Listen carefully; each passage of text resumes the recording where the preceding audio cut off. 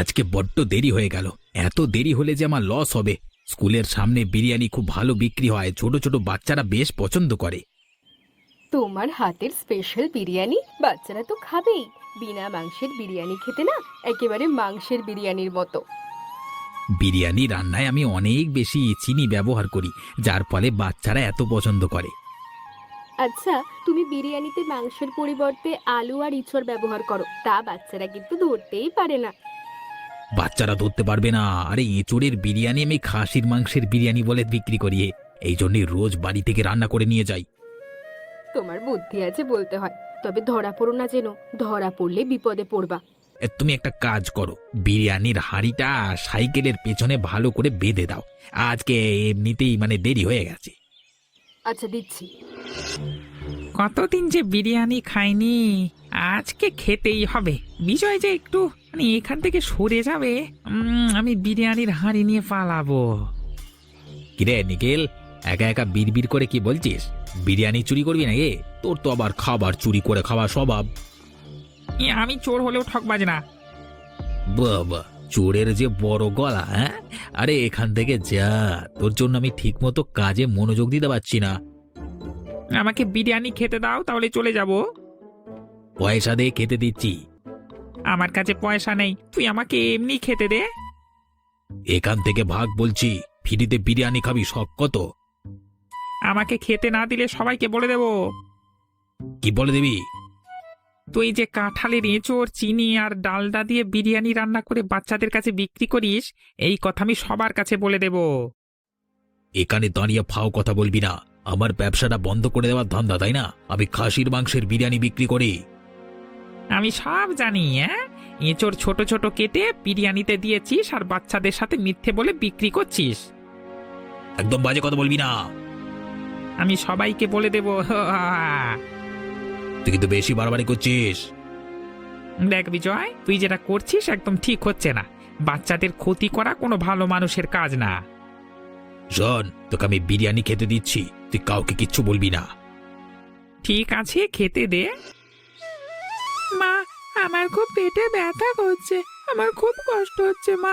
আমার পেটে ব্যথা সেরে যাবে তো? পেটে ব্যথার ওষুধ খেয়েছিস তো? একটু পরে কমে যাবে বাবা। মা গো, আমার খুব কষ্ট হচ্ছে। আমার পেটে ব্যথা না কমলে তো কালকে স্কুলে যেতে পারবো না। কাল আসতে এখনো অনেক দেরি, তার আগে তুই ঠিক সুস্থ হয়ে যাবি। এখন কি একটু ভালো লাগছে রে বাবা? আগের চেয়ে ভালো লাগছে, পেটে ব্যথা অনেক কমে গেছে। যাক, এবার একটু শান্তি পেলাম। এবার আমাকে একটা কথা বলতো, তুই স্কুলে কিছু খেয়েছিলি? না তো মা, আমি তো কিছু কিনে খাইনি। তাহলে রোজ রাতে বাবার কাছ থেকে টাকা নিস কেন? আর সেই টাকা দিয়ে তুই কি করিস? সব টাকা আমি জমিয়ে রেখেছি। তাই নাকি? শোন বাবা, কোনোদিন স্কুলে গিয়ে খারাপ কিছু কিনে খাবি না। আমি যে খাবার দেবো সেটাই খাবি। ঠিক আছে মা।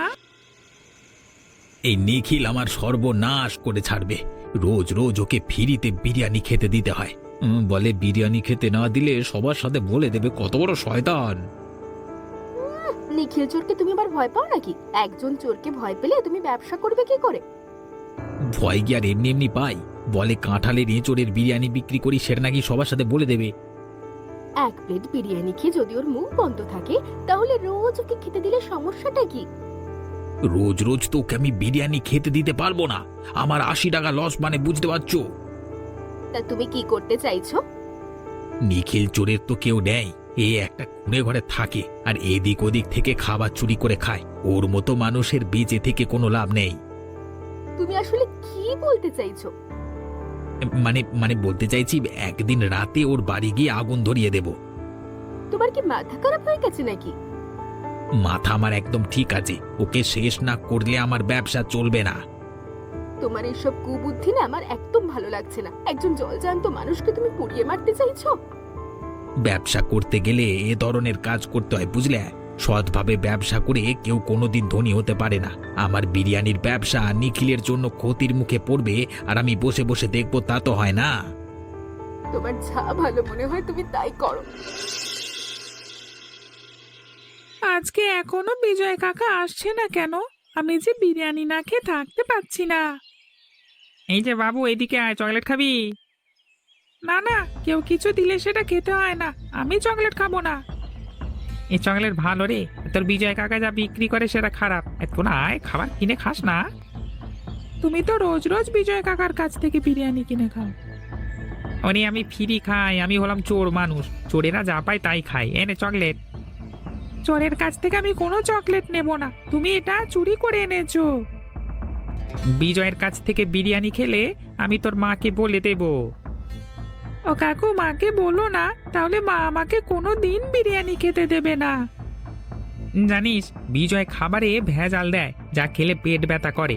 আমারও পেট ব্যথা করে, কিন্তু আমি তো চোর, তাই রোজ রোজ বিজয়ের কাছ থেকে বিরিয়ানি কিনে খাই।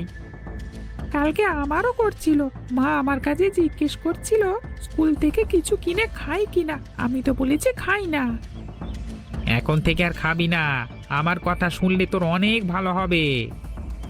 তুমি তো চোর, তোমার কথা আমি শুনবো কেন? শুনবি না তো? তাহলে আজকেই তোর মাকে সব বলে দেব। আমি এখনই যাচ্ছি তোর মাকে বলে দিতে। না না, বলো না, এখন থেকে আমি আর বিরিয়ানি কিনে খাবো না, আমি তোমার কথা শুনবো। আমি সব বাচ্চাদের নিষেধ করে দেব।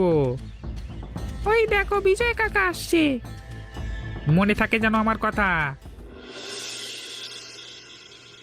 কত বড় বদমাস, আমার ব্যবসা মাটি করে দিতে চায়, আজকে ওর শেষ করে দেব।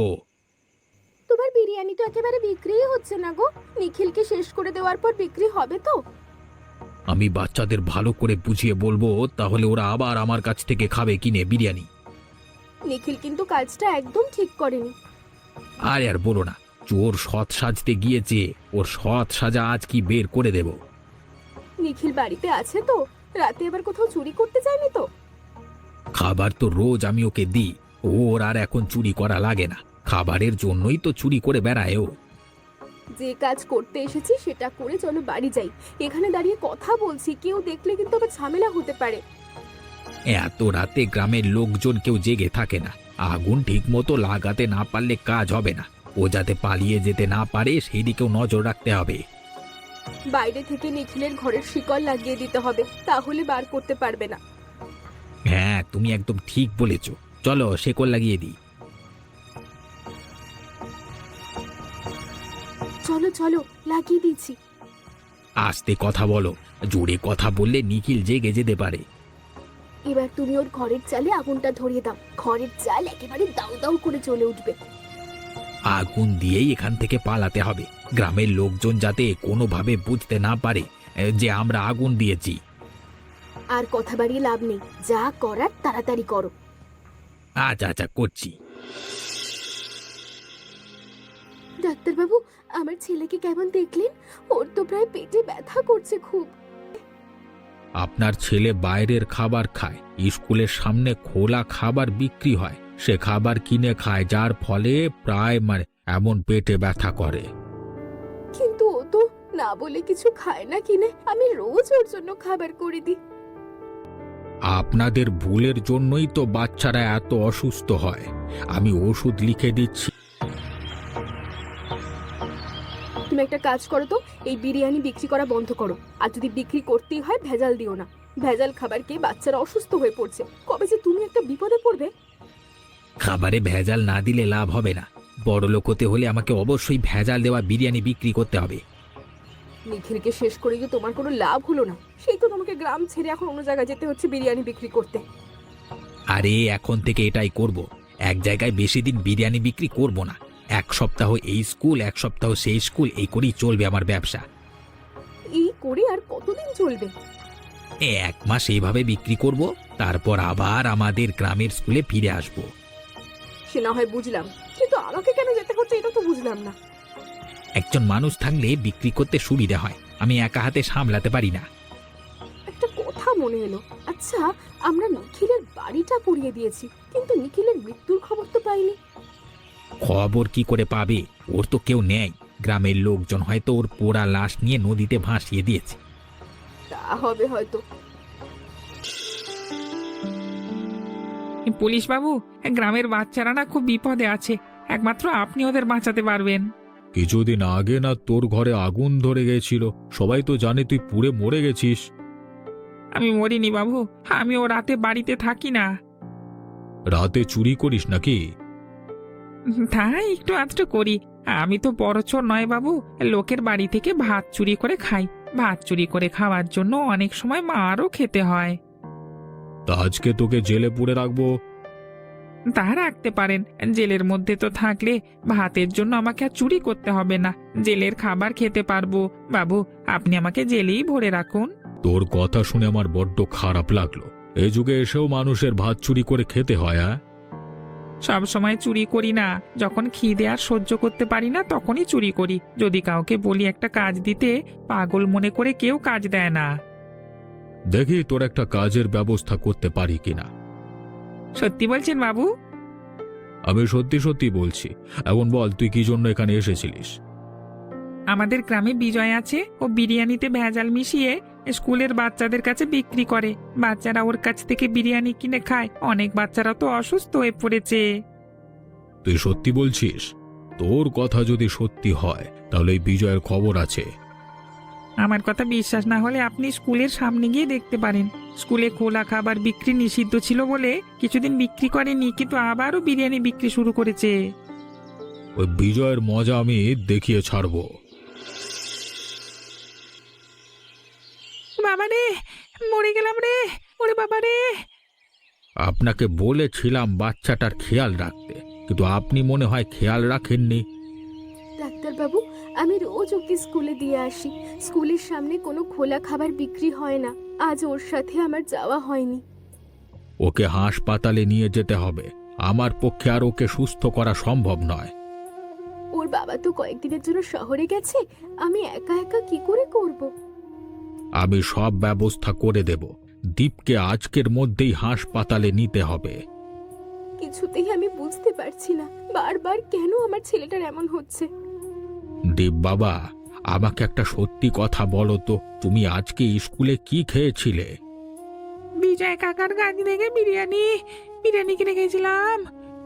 তুই বিরিয়ানি কিনে খাস? আমাকে তো বলিসনি। আমি রোজ তোকে যে খাবার দিই সেটা কি করিস? ফেলে দি, আমি আর কোনোদিন বিরিয়ানি খাবো না। ডাক্তার কাকুকে বলো আমাকে সুস্থ করে দিতে। বিরিয়ানি খেয়ে আপনার ছেলের এমন হয়েছে। আপনাকে বারবার সাবধান করেছিলাম, কিন্তু আপনি গুরুত্ব দেননি। এখন দেখলেন তো কি অবস্থা হয়েছে। এর দায়ভার স্কুল স্যারদেরও নিতে হবে। স্কুলের সামনে বিরিয়ানি বিক্রি করার অনুমতি কি করে দেয়? আগে ছেলে সুস্থ করবার চিন্তা করুন, তারপর যা করবার পরে করবেন। ওই বিজয়ের শাস্তি হওয়া দরকার। ওর জন্য গ্রামের ছোট ছোট বাচ্চারা সব অসুস্থ হয়ে পড়ছে।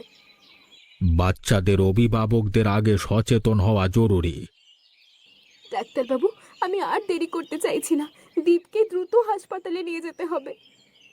আমি হাসপাতালে ফোন করে অ্যাম্বুলেন্স পাঠিয়ে দিতে বলছি। এর মধ্যে আপনি রেডি হয়ে নিন। মহা বিপদে পড়ে গেলাম। সবকিছু হয়েছে নিখিল চোরের জন্য। সেদিন ওর ঘরে আগুন দিয়েও মারতে পারলাম না। শয়তানটা আমার সর্বনাশ করেই চাললো। ওকে হাতের কাছে পেলে শেষ করে ফেলবো, কেটে কুঁচিয়ে দেবো। আগে নিজেরা বাঁচি, তারপর নিখিলের ব্যবস্থা করলে হবে। লতা, আমার না কেমন পেটের মধ্যে ব্যথা করছে। হঠাৎ করে আবার কি হলো কি জানি। হবে না, দুদিন ধরে বিরিয়ানি খাচ্ছ।